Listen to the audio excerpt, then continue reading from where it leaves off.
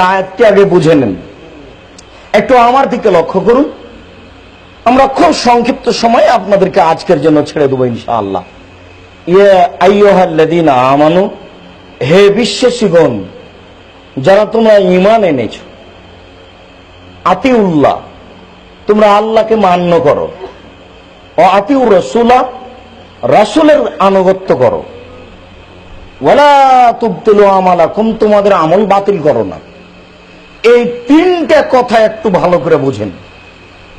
আল্লাহ বলছেন এক নম্বরে আল্লাহকে মান্য করো, আল্লাহ বলছেন দুই নম্বরে রাসূলের আনুগত্য করো, আল্লাহ বলছেন তিন নম্বরে তোমাদের আমলকে বাতিল করো না।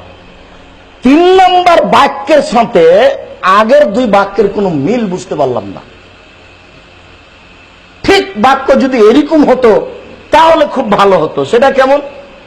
আল্লাহকে মান্য করো, আল্লাহ রাসূলের আনুগত্য করো, তাহলে তোমরা জান্নাত পাবা। দেখেন তো মিল হচ্ছে না? তাহলে একটা ভালোই মিল হচ্ছে, পরিষ্কার যে আল্লাহকে মান্য করো, রাসূলের আনুগত্য করো, তাহলে জান্নাত পাবা, এটা হয়।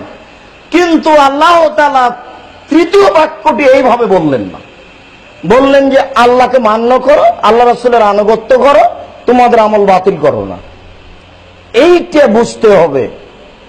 একটু মনে রাখবেন, আজকের বক্তব্য সামনে থেকে যা হয়েছে সব ভুলে যান, তাতে আসে যায় না, কিন্তু এই বাক্যটা ভুলিয়েন না। সেটা হলো এই যে উপরের দুইটা যদি একটু 19-20 হয়, আল্লাহকে মানতে আর রাসূলের আনুগত্য করতে যদি একটু 19-20 হয়, তাহলে তৃতীয় নম্বর বাক্য আমল বাতিল হবে। বুঝাতে পারলাম না মনে হয়। আবার দেখেন, আল্লাহকে মান্য করো, রাসূলের আনুগত্য করো, তোমাদের আমল বাতিল করো না। এতক্ষণ কিন্তু আমরা তিন নম্বর বাক্যের মিল বুঝতে পারছিলাম না।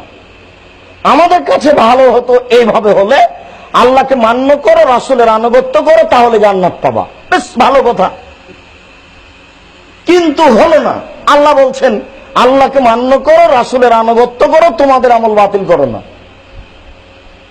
আবার মনে করেন তো, উপরের দুইটাতে মানতে আনুগত্য করতে একটু 19-20 হলে আমল কি হবে?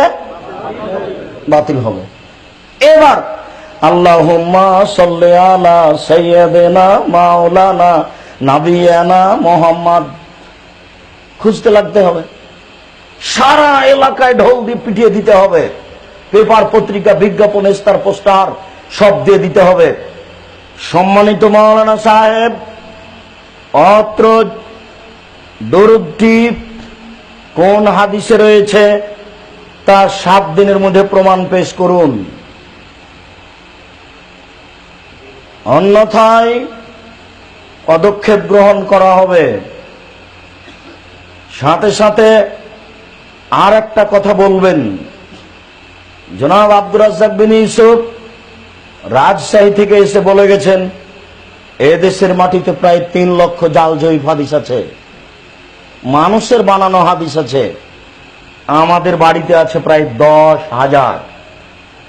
যে কোনো সময় আমরা 10,000 হাদিস মানুষের বানানো আপনাদেরকে দিতে পারি।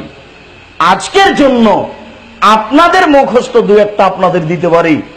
অনেকদিন আগে যারা ম্যাট্রিক পরীক্ষা দিয়েছিলেন তারা কয়েকটা হাদিস মুখস্থ করেছিলেন। তার একটা হচ্ছে এই হুব্বুল ওয়াতান মিনাল ঈমান, দেশকে ভালোবাসা ঈমানের অঙ্গ। এটা হাদিস নয়, এটা মিথ্যা কথা। ঢাকা বোর্ডকে তওবা করে আল্লাহর কাছে ক্ষমা চাইতে হবে। আপনার হেডমাস্টারকে, সমস্ত মাস্টারকে তওবা করতে হবে যেটা ভুল হয়েছে। আর একটা আপনাকে শোনাই আজকের জন্য সংক্ষিপ্ত। উতলুবুল ইলম ওয়ালাউ কানা বিসসিন, শিক্ষার জন্য যদি চীন যেতে হয় তবুও যাও, এটা হাদিস নয়, এটা মিথ্যা কথা। প্রায় 10,000 মিথ্যা হাদিস আমাদের বাড়িতে আছে, তার থেকে 2টা আপনাদেরকে দিলাম। লেখক বইয়ে মিথ্যা কথা লিখে তার আপনার জ্ঞানের উপরে একটা কথা ছেড়ে দিলাম, সেটা হলো